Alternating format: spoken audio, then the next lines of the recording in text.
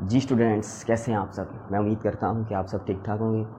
Students, easy approach to science के platform से मैं कैसर भट्टी एक नई वीडियो के साथ आपकी खिदमत में हाज़िर हूं। स्टूडेंट्स, आज की हमारी वीडियो की discussion chemistry chapter 14 10th class article ozone depletion and it's effects students इस पे होगी। ये इस चैप्टर का लास्ट आर्टिकल है, लास्ट टॉपिक है। पहले सारे टॉपिक हम 1 बाय 1 कवर कर रहे हैं, तो आज इस चैप्टर का इख्तिताम है। स्टूडेंट्स, आज की इस वीडियो में हम ओजोन लेयर से मुतल्लिक और इसकी हर तरह की जो डिटेल है वो डिस्कस करेंगे। स्टूडेंट्स, इसमें हम मैंने 7 पॉइंट्स लिखे हैं आपकी बुक में से निकाल के, तो इन 7 पॉइंट्स लेंगे।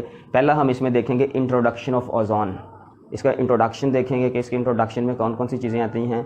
उसके अलावा हम इसकी प्रिपरेशन देखेंगे, प्रिपरेशन की ये बनती कैसे है, ठीक है। और 3rd नंबर पे हम देखेंगे इसकी लोकेशन या अक्रंस के कहाँ पे पाई जाती है, पूरे एटमॉस्फेयर में किस जगह पे एग्जिस्ट करती है। और इसके अलावा हम देखेंगे depletion of ozone, ozone layer की जो डिप्लीशन है ये क्या है, ये किसे कहते हैं, ओजोन होल देखेंगे। इसके अलावा हम देखेंगे इसके इफ़ेक्ट्स, ओजोन लेयर के ह्यूमन बींग्स पे और प्लांट्स पे इफ़ेक्ट्स क्या होते हैं, इन इफ़ेक्ट्स को हम पढ़ेंगे। और स्टूडेंट्स, लास्ट में हम इसकी इंपॉर्टेंस पढ़ेंगे। तो इन सारी बातों को हम डिटेल के साथ पढ़ेंगे। तो लेक्चर को शुरू करने से पहले अगर आपने अभी तक हमारा चैनल सब्सक्राइब नहीं किया तो काइंडली चैनल सब्सक्राइब कीजिए और बेल आइकन के बटन को प्रेस कीजिए ताकि हमारी हर नई आने वाली वीडियो की अपडेट आपको मिलती रहे। फ्रेंड्स, अगर आप अपने जहन पे थोड़ा सा जोर डाल लें तो ओजोन का जिक्र आप 9th क्लास में सुन के आए हैं। चैप्टर 5 स्टेट्स ऑफ मैटर, उसके लास्ट में हमने एलोट्रॉपिक के बारे में पढ़ा था। एलोट्रॉपिक मतलब हम शक्ल होना, बहरूपियत होना किसी चीज़ की।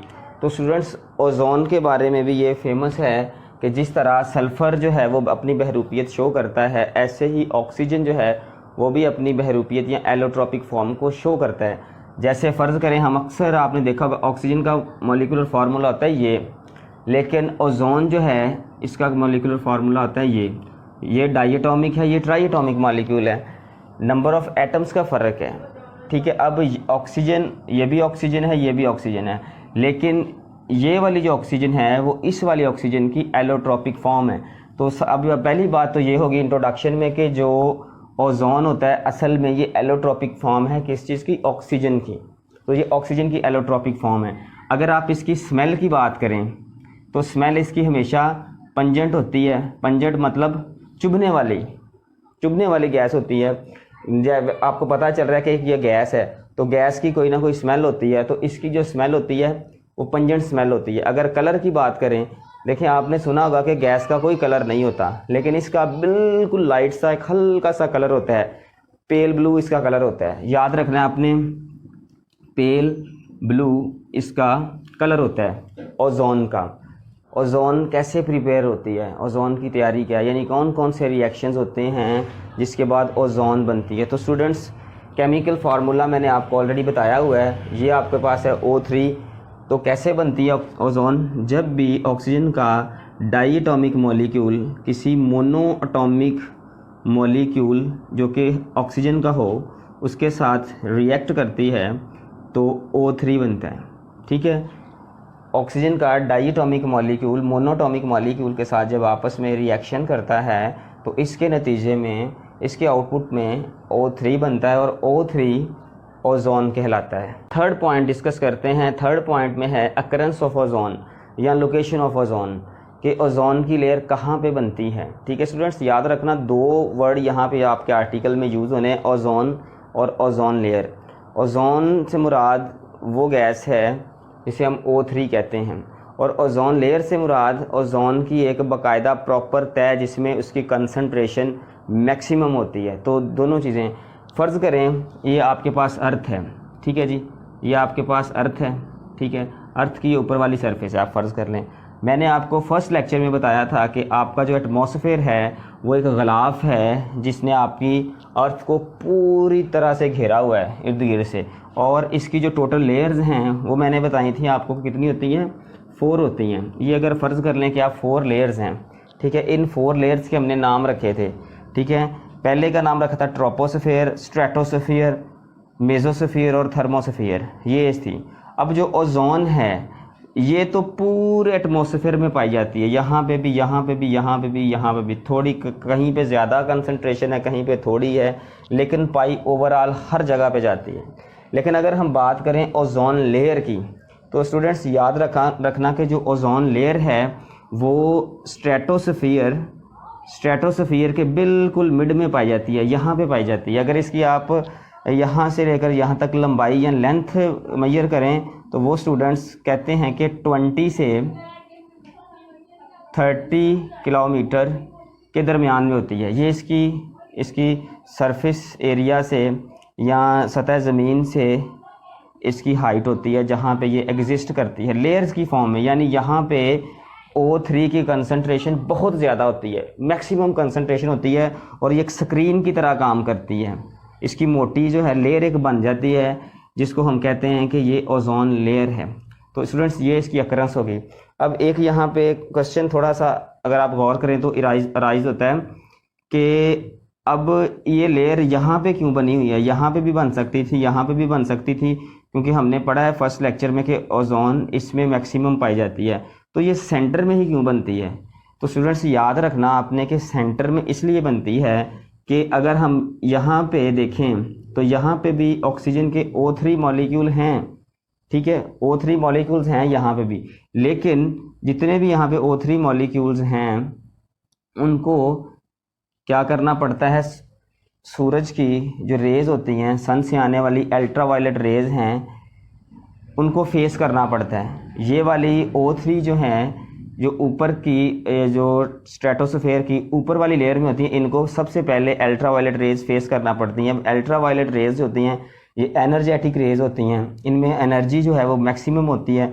तो वो क्या करती हैं, ओजोन को O3 के मॉलिक्यूल को तोड़ देती हैं, ब्रेक डाउन कर देती हैं। जब इसको ब्रेक डाउन करेंगी, यानी O3 का मॉलिक्यूल जब ब्रेक डाउन होगा तो O2 में और O में कन्वर्ट हो जाएगा, ठीक है ना, इस फॉर्म में कन्वर्ट हो जाएगा। यहाँ पे इसलिए नहीं बनती कि जो ऑक्सीजन है वो टूट के यहाँ पे आ जाती है, ठीक है, सारी यानी कि नीचे, यहाँ पे इस फॉर्म में ये रह नहीं सकती, मुकम्मल तौर पे इसकी डिकम्पोजिशन हो जाती है, लिहाजा यहाँ पे बन नहीं पाती, ठीक है, तो वो यहाँ पे बन जाती है। अब नीचे क्यों नहीं बनती, सवाल ये पैदा होता है कि नीचे क्यों नहीं बनती।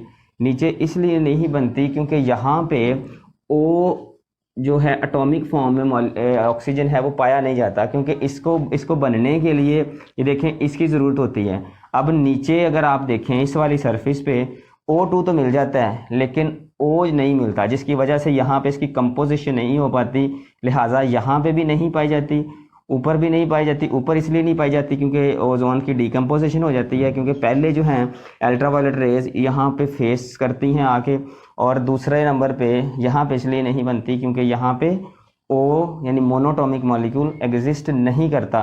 तो बचता है ये वाला एरिया, तो ये वाले ऑक्सीजन और मोनोटॉमिक ऑक्सीजन जो यहाँ से एटॉमिक मॉलिक्यूल रिलीज़ होता है, यानी कि ये वाला मॉलिक्यूल यहाँ पे जो रिलीज़ होता है और ये वाला ये यहाँ पे आके फिर आपस में रिएक्शन करके तो O3 की एक प्रॉपर स्क्रीनिंग यानी लेयर बना लेता है, जो कि अल्ट्रावायलेट रेज़ को आसमान से या सूरज से ज़मीन पे पहुँचने में रेजिस्टेंस पैदा करती हैं या रुकावट पैदा करती हैं। तो स्टूडेंट्स इसको आपने याद रखना है कि ये 20 से लेकर 30 किलोमीटर अर्थ से ऊपर एग्जिस्ट करती है ओजोन लेयर। और अगर पूरी ओजोन की बात करें तो वो तकरीबन पूरे एटमॉस्फेयर में कहीं पे ज़्यादा कहीं पे कम मुख्तलिफ जो परसेंटेज के लिहाज से पाई जाती है, यानी ये वाला मॉलिक्यूल, लेकिन एक लेयर की फॉर्म में यहाँ पे पाया जाता है। स्टूडेंट्स ओके, एक अंदाजे के मुताबिक कहते हैं कि जिसकी यहाँ पे कंसनट्रेशन होती है वो 100 ppm होती है, ठीक है, यानी 100 पार्ट्स पर मीटर होती है इसकी कंसंट्रेशन यहाँ पे। तो स्टूडेंट्स ये आपने इसकी जो है अकरेंस या लोकेशन जो है ये याद रखनी है, और वजह भी याद रखनी है कि ये सेंटर में क्यों पाई जाती है, ठीक है, ऊपर या नीचे क्यों नहीं पाई जाती। इसको दोबारा वीडियो को सुने, पॉज करके दोबारा चेक करें, आपको ये अच्छी तरह क्लियर हो जाएगी। अब नेक्स्ट हमारा जो आर्टिकल है वो है depletion of ozone layer. Depletion of ozone का मतलब क्या है, ओजोन लेयर का रेड्यूस हो जाना, कम हो जाना। स्टूडेंट्स इसमें होता ये है कि ओजोन लेयर जो होती है गैस, जो ओजोन ऑक्सीजन का जो ट्राई एटॉमिक मॉलिक्यूल है उसकी एक लेयर होती है जो स्ट्रेटोस्फेयर में, उसकी विड्थ जो है वो कम हो जाती है। उसकी विड्थ का कम हो जाना डिप्लीशन ऑफ ओजोन लेयर कहलाता है। अब आपने याद रखना है कि जो ओजोन लेयर है इसकी डिप्लीशन है वो दो तरीक़ों से होती है, यानी दो मेन फैक्टर्स हैं जो ओजोन लेयर को वीक करते हैं या ओजोन लेयर को रिड्यूस करते हैं। तो सबसे जो पहला फैक्टर है वो है आपके पास solar radiations. Students, solar radiations यानी सूरज से आने वाली जितनी भी रेडिएशंस हैं, ठीक है, अल्ट्रावायलेट रेडिएशंस जो हैं वो जब आती हैं तो पहले वो आके ओजोन का जो ऊपर वाला हिस्सा होता है, ऊपर वाली सरफेस होती है, उसके साथ स्ट्राइक करती हैं। जैसे फ़र्ज़ करें मैं बनाता हूँ, ये जनाब आपकी अर्थ है, ये आपका सन है, ठीक है, ये इसकी लेयर्स हैं फोर्स, ठीक है, ये 4 लेयर्स बना दी। तो यहाँ से सूरज से जो रेज़ आती हैं सीधी डायरेक्ट ज़मीन की तरफ, अर्थ की तरफ, तो वो रास्ते में मौजूद जो ओजोन लेयर है इसके भी अंदर से गुज़रती हैं, ठीक है। स्टूडेंट, जब वो यहाँ से गुज़रती हैं या जब यहाँ पे स्ट्राइक करती हैं तो ऊपर वाली सरफेस जो होती है ओजोन लेयर की, यहाँ पे मौजूद ट्राई एटॉमिक मॉलिक्यूल्स क्या करते हैं, इन रेज़ को कैप्चर कर लेते हैं, ठीक है ना, जल्दी से इन रेज़ के साथ रिएक्शन कर जाते हैं ट्राई एटॉमिक मॉलिक्यूल और डिकम्पोज हो जाते हैं, डिसोसिएट हो जाते हैं, टूट जाते हैं, ठीक है, जिसकी वजह से ऊपर वाली सरफेस जो है ओजोन लेयर की वो क्या हो जाती है, डैमेज हो जाती है ऊपर से, ठीक है स्टूडेंट्स। तो पहली बात तो ये होगी कि ओजोन लेयर जो है सोलर रेडिएशन से डिस्टर्ब होती है या डिप्लेट होती है या कम होती है। और दूसरा फैक्टर जो है स्टूडेंट्स वो आपने यहाँ पे याद रखना है, वो है जी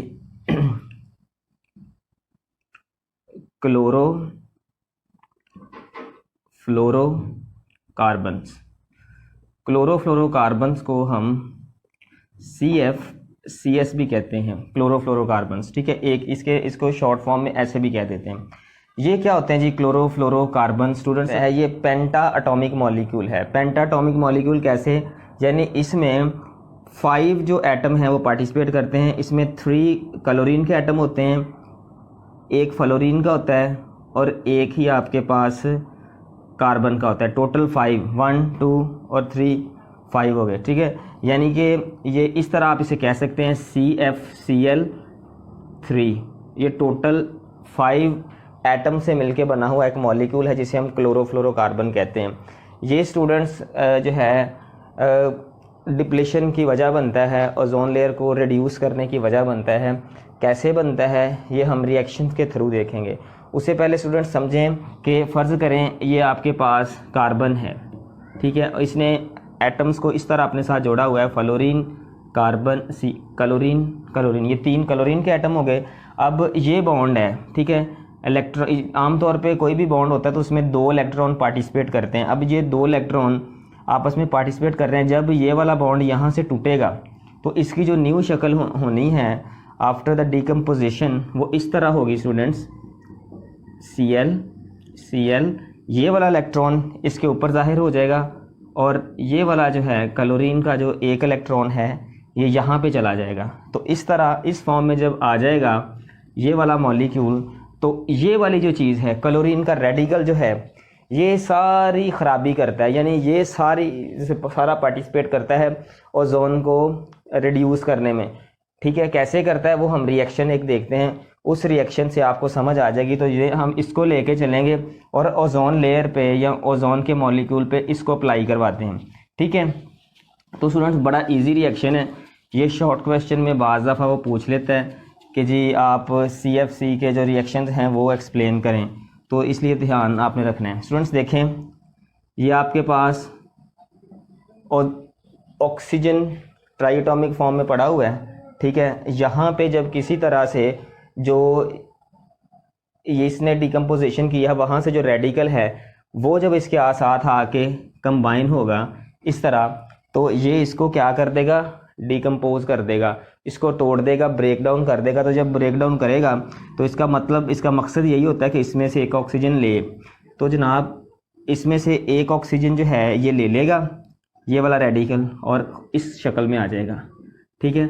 अब पीछे कितने ऑक्सीजन के एटम रह गए, 2 रह गए, ठीक है, वो मैंने यहाँ पे लिख लिए, इस फॉर्म में आ जाता है। अब ये वाली जो चीज़ है, ठीक है, ये दोबारा इधर आएगी, ठीक है, और ये अनस्टेबल है, ये अपने आप को मज़ीद जो है वो कह लें कि डिसोसिएट करेगी, डिकम्पोज होगी और इस फॉर्म में आ जाएगी, O रेडिकल और Cl रेडिकल, यानी जब ये टूटेगा तो ये खुद भी जो है वो रेडिकल की फॉर्म में चला जाएगा, ठीक है। अब ये वाला जो है रेडिकल, क्लोरीन का जो रेडिकल है, इसने तो सेम काम करना है जो इसने यहाँ पे किया। जितने भी ऑक्सीजन के ट्राइटोमिक मॉलिक्यूल हैं, ओजोन के मॉलिक्यूल हैं, उनको इसने तोड़ते जाना है, डिकम्पोज करते जाना है, आगे बढ़ता जाना है। एक जो है इसका कह लें कि एक रेडिकल वो लाखों ऑक्सीजन के ट्राइटोमिक मॉलिक्यूल को तोड़ सकता है, ब्रेक डाउन कर सकता है, और बाकी जो ये वाले बचते हैं ऑक्सीजन के रेडिकल्स बचते हैं, ये क्या करते हैं, ये आपस में मिलके दोबारा डाइएटॉमिक फॉर्म इख्तियार कर लेते हैं। जैसे फ़र्ज़ करें ये है, इस तरह का कोई और रेडिकल होगा तो वो आपस में मिलके ऑक्सीजन बना लेंगे।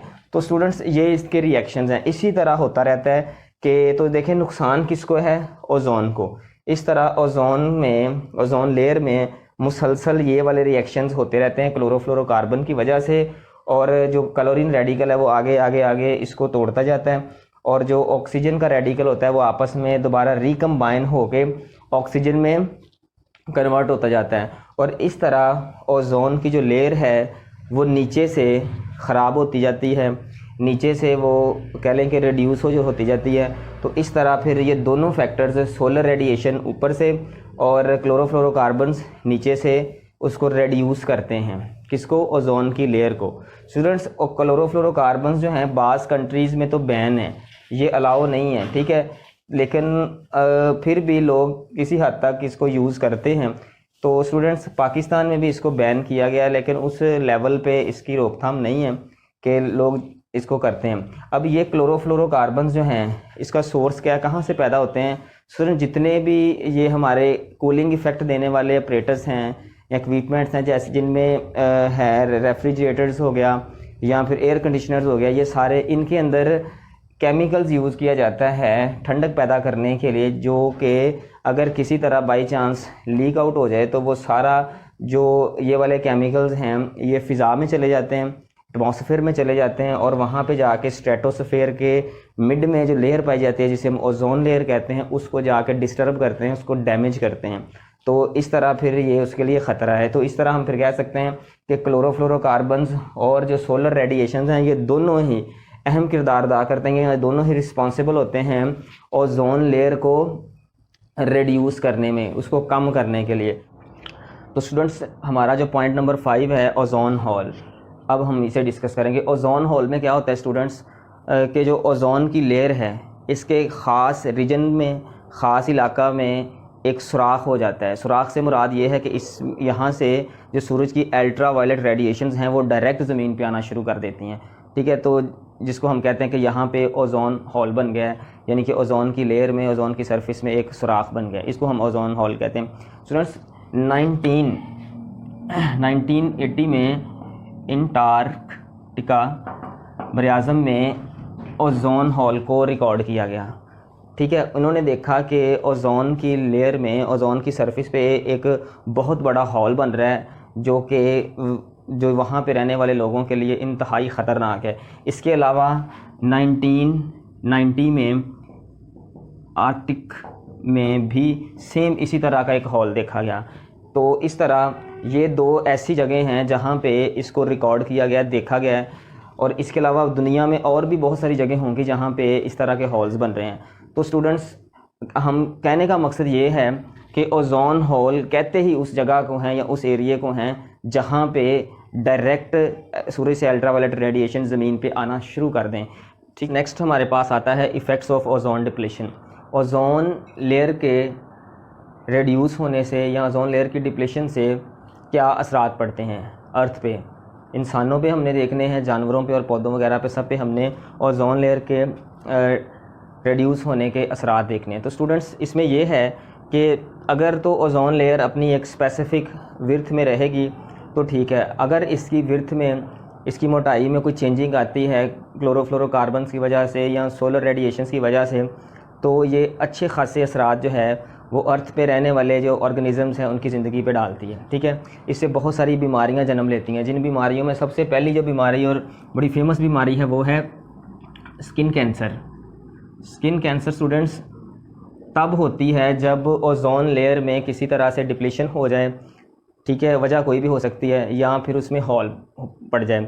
ठीक है, क्योंकि जब हॉल पड़ेगा या ओजोन लेयर रिड्यूस हो जाएगी, उसकी डिप्लीशन हो जाएगी, तो अल्ट्रावायलेट रेडिएशंस जो सूरज से आती हैं वो डायरेक्ट ज़मीन पर आएंगी और लिविंग ऑर्गेनिज्म ज़िंदा चीज़ों पे आके उनकी जल्द को ख़राब करेंगी। ठीक है, तो इस तरह जो स्किन कैंसर है वो ओजोन लेयर के वीक होने से या उसकी डिप्लीशन से होती है। ठीक है, इसके अलावा स्टूडेंट्स एक और फेमस डिजीज़ कह लें, मलेरिया का आपने नाम सुना होगा, मलेरिया।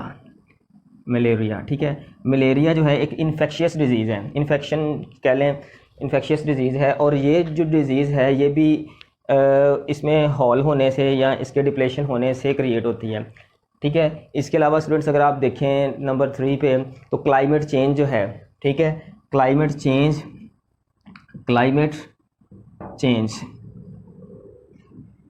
इसको भी चेंज कर, यानी कि जो हमारा आबो हवा है, ठीक है, हमारा जो एटमॉस्फेयर है, इन्वायरमेंट है, उसको चेंज करने में या उसके पैटर्न को चेंज करने में, विंड पैटर्न कह लें या किसी तरह का भी ये जो एटमॉस्फेयर है उसमें कोई भी जो चेंजिंग है वो ज़्यादातर इसके रिड्यूस होने की वजह से आती है, ओजोन लेयर के ख़राब होने की वजह से ये हमारे एनवायरनमेंट में ज़्यादातर चेंजिंग आती हैं स्टूडेंट्स। और अगर आप 4 पॉइंट में देखें कि ये और किस चीज़ को मुतासर करता है, तो ये फूड चेन जो होती है उसको बड़ा मुतासर करता है। फूड चेन से मुराद ये आपने बायो में बड़ी डिटेल के साथ पढ़ा होता है कि फूड चेन किसे कहते हैं। एक जानवर दूसरे को खाता है, दूसरा तीसरे को, तीसरा चौथे को, यानी कि वो एक दूसरे को ईट करके तो अपनी लाइफ साइकिल मुकम्मल करते हैं, इसको फूड चेन कहते हैं। तो स्टूडेंट्स ओजोन लेयर के रिड्यूस होने से या वीक होने से फूड चेन पे बड़ा अच्छा खासा फ़र्क पड़ता है। मतलब देखें, ओजोन लेयर अगर वीक होगी, ठीक है, तो अल्ट्रावायलेट रेडिएशन जो हैं वो डायरेक्ट ज़मीन पे आएंगी, तो मुख्तलिफ़ पौधे जो हैं वो उससे डिस्टर्ब होंगे, पौधे जो हैं वो नहीं उग पाएंगे। और पौधे जो है बाज़ जानवरों की खुराक होते हैं जिनको उन्होंने खाना होता है, अगर वो नहीं खाएंगे या उनको उनकी खुराक नहीं मिलेगी तो वो मतलब उनकी डेथ हो जाएगी। और अब जिनकी डेथ हो जाएगी वो भी किसी की खुराक होते हैं, तो जब उनको वो फौत हो गए हैं, उनकी डेथ हो गई है, तो पिछले वालों की भी डेथ हो जाएगी। तो इस तरह करते करते एक फूड चेन का जो साइकिल है वो डिस्टर्ब हो जाता है। तो ओजोन लेयर हम कह सकते हैं कि फूड चेन है उसको भी डिस्टर्ब करती है अगर इसमें हॉल पड़ जाए या इसमें किसी तरह की डिप्लीशन हो जाए। तो स्टूडेंट्स अगर हम इसके लास्ट पॉइंट पे देखें इम्पोर्टेंस पे, तो वो सारी इन बातों का कंक्लूजन ही है, ठीक है ना, कि अगर ओजोन लेयर प्रॉपर होगी, उसकी प्रॉपर विड्थ होगी, तो हम इन सारी बीमारियों से, इन सारी डिजीज़ से बचेंगे। उसके अलावा जो फूड चेन है वो भी बरकरार रहेगी, क्लाइमेट चेंज कम से कम होगा, और ये जो सारी डिजीज़ हैं, स्किन डिजीज़, इन्फेक्शियस डिजीज़ जितनी भी हैं, वो सारी की सारी नहीं होंगी। तो ये इसकी इम्पोर्टेंस में आता है। इसलिए हमें यहाँ पे ये सोचना चाहिए कि हम वो सोर्सेज या वो तरीक़ाकार इस्तेमाल ना करें जो ओजोन लेयर को ख़राब करते हैं, क्योंकि ओजोन लेयर की बका ही असल में हमारी बका है। अगर ओजोन लेयर ख़राब होती है तो इंसानों को, जानवरों को और पौधों को इससे बहुत नुकसान पहुँच सकता है। तो स्टूडेंट्स आज का हमारा लेक्चर यहाँ पे ख़त्म होता है और हमारा जो चैप्टर 14 है ये भी मुकम्मल तौर पे यहाँ पे एंड होता है। अगर आपको इस चैप्टर से रिलेटेड किसी किस्म का कोई क्वेश्चन है तो वो कमेंट सेक्शन में आप हमसे पूछ सकते हैं, हम आपको जल्द से जल्द उसका आंसर देने की कोशिश करेंगे। Best of luck.